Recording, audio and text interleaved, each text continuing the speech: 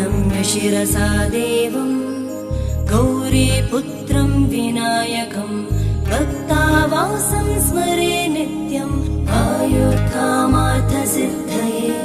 आयुर्कामार्थसिद्धये।